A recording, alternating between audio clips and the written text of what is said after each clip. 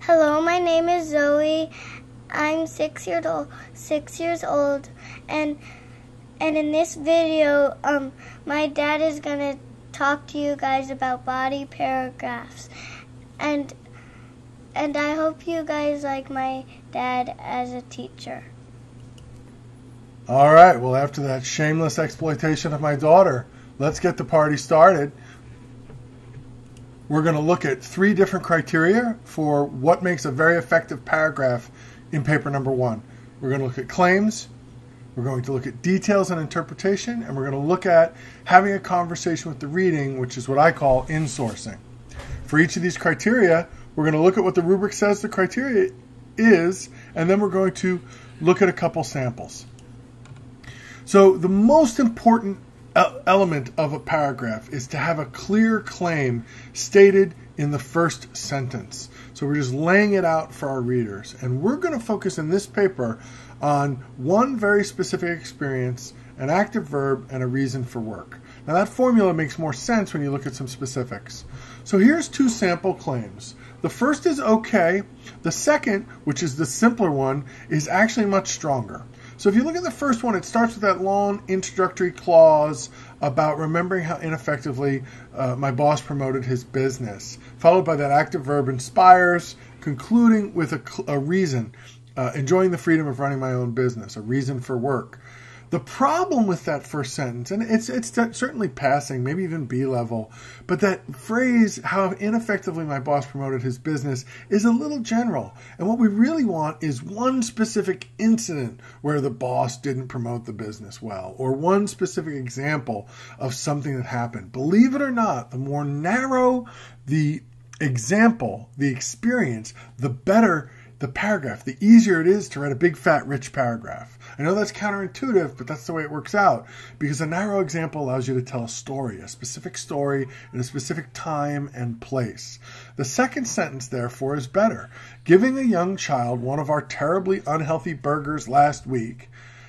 Wonderful specific story. I can't wait to hear what day, what was going on, what happened, and then that verb drove, and then that final reason at the end of the sentence about wanting to work to help people. So being tired of selling stuff that's not good for people and instead looking for a job where you actually help people. Now it's worth noting here that both of these claims focus on negative experiences. Students, when they write this paper, tend to zoom in on only positive experiences, right? Something good that happened at work that gives me a reason I want to work. But don't forget, one of the things we're writing about is reasons you should work. And those often come out by reflecting on negative experiences. For example, I watch my boss do a terrible job promoting his business, and that makes me realize I want to run my own business. So this isn't why he did work. This is why he should work. Same in the second example, right? My experience here is negative. I feel bad about giving out this crappy hamburger, but that reminds me, that teaches me what I should work for, which is to help improve people's lives. So, you know, it's easy to come up with a positive story and from that come up with a reason for work. But sometimes our work experience has been mostly negative, and sometimes the negative stories point to what we should be doing. We're often not doing what we want to be doing, and a negative experience helps us realize what we should be doing. Hope that makes sense, and I think it'll play out in some future examples. So let's move on to a sample claim from the actual essay that we've been reading, the sample essay. And this is Sarah's first claim, first topic sentence in her first body paragraph. And again, what's great about this is the specificity, a group of rowdy children. So it's not just becoming more assertive has taught me something at work. It's a specific example of a time where she had to become more assertive, where she defends the Lego pirate from a group of rowdy children. You just know there's a cool story there, and probably a funny or interesting story. And story is the heart of this paragraph. You're going to be telling a story from which you learned a reason for work, or a reason that you should work. So this is really an interesting topic sentence to me. Also, it has a very specific story and a very specific reason, challenging her social limitations. I thought it was a really strong and creative sentence.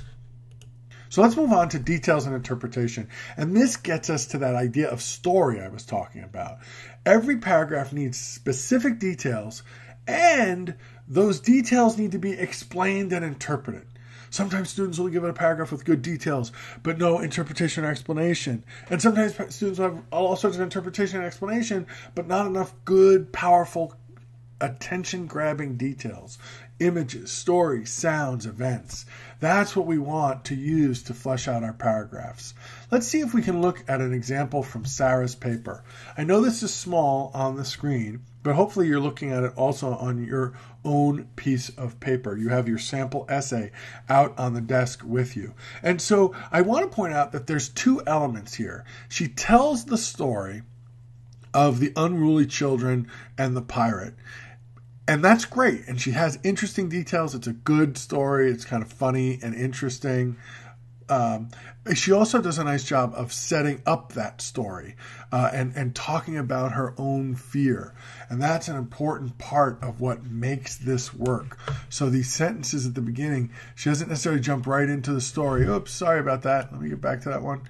She doesn't necessarily jump into the story. She sort of sets up the story a little bit. And I like that she spends a couple sentences doing that, because then when she interprets how the story shows the reason that she's talking about, how the story reveals the reason that she's talking about, it really makes sense. So this is a really nicely crafted story with a little bit of a setup of the story itself, and then afterward the explicit, direct, here's how this connects to what I said in my claim about needing to become more assertive and needing to develop better social skills. So I think that's a really strong example of a paragraph with rich details and interpretation. Let's talk about the third criteria, which is insourcing. But what I mean by insourcing is having a conversation with our course readings, making a connection. And if you recall from the assignment instructions, every paragraph needs to connect to a reading. So when we bring in these readings, the challenge is to set them up, to integrate them, apply them, and cite them. So we want to make sure that we're properly citing things, yes, but we're going to focus here on this idea of setting up, integrating, and applying. So let's look at a sample. This is again from Sarah's paper, a different paragraph, I think maybe her last one. And notice how we're about midway through the paragraph, and she's going to move from a story that she tells to this Wolfgang Amadeus Mozart quote that she read in the course. And notice how she has that sentence that sets things up. While very few can relate to my specific desire to spread magic, I found Wolfgang Amadeus Mozart's wish to impart awe in his audience paralleled my feelings. See, there's a whole sentence. She doesn't just say, and according to Wolfgang Amadeus Mozart. She takes a sentence to transition from what she said to Mozart, so you can follow the conversation that she's setting up. And then notice how she works the quote really smoothly into the sentence. Mozart described, quote, an eager desire to teach listeners to know and value the fear in Germans. And then the parenthetical citation, the page 46 reference, which tells us where it was from. We'll get the actual source of the work cited. And then she goes on for like 3 sentences to explain how this quote compares with her own experience. So she doesn't just throw Mozart in, she sets him up. She doesn't plop the quote into the middle of the sentence. She works it in smoothly using a small phrase or amount of language, less than a sentence. And then most of what she does is explaining to us how what Mozart says about the French and the Germans applies to her own experience, which is rather unexpected. So this is a good example of the kind of depth you want when you use the readings. Okay, so let's move on to thinking about how we can go from this conversation to how you can actually start your paragraphs. This is where the writer's block kicks in, right? You say to yourself, I know what Jim wants, I get it, I see the rubric, I see the samples, but now it's time to sort of create your own. So let me offer one way of doing this. You might think of others, but this is one that sort of helps, because a lot of people start off trying to think about a reason, and then they try to think about a story from work that connects to the reason. And that can work, but it often creates problems. And I think it's a better idea to think about your work and say, what's something really cool that happened one day? Think about that story and ask yourself, what does that say about why I work? So maybe you were able to help a customer who desperately needed you. Tell the story of that day that you did that, and then talk about that, what that says about you. Maybe it says, I want a job where I can help people. So positive stories can be terrific. They point to reasons that you do work. But negative experiences can be just as cool because they can point to reasons why you should work. So if you tell the story, for example, of a supervisor who on one particular day really treated you like crap, you can ask yourself, well, what does that say that I want? What do I want from work? What is the reason I should work instead of why I am working now? And maybe that reason is I want work where I'll be respected by my coworkers and supervisors. Or I want work where I can have a constructive relationship with my customers. Or I want work that helps me use my brain. A quick example that I want to throw out at you is I had a student who had a landscaping job, and he talked about how for 3 weeks all he did was edge lawns. It's a terrible experience, just again and again, hour after hour. But what he realized from that negative experience is an important reason for his future work.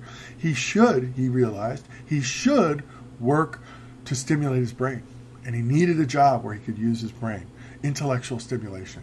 So a negative experience can just as easily point to a reason as a positive experience, but the trick is to think of a story, to think of a specific event on a specific day that happened at work. Process that for a reason. Once you think about it and you come up with the reason, it's going to be so easy to tell a story. All right? And the story is going to be the heart of your paragraph. It's going to be where the details and interpretation come in. So once you have that claim with a specific experience and a specific reason, and once you have the story that you discovered by using this method I'm talking about here, then you go out and you look for a reading from something that we've read. And it may be tough the first week or two of the course to connect to a reading. And so what you may do is move on with some of your draft paragraphs and leave out the readings and come back to them later when you've read more. And that's fine. But the important key thing here is to be thinking about the structure of your paragraph. Let me know if I can be of any help. It's great to email me ideas, email me drafts, email me questions. You can text me and you can call me. So you're not alone out there. Good luck with this project. Don't get too frustrated if you have a hard time. It's ultimately really going to pay off for you.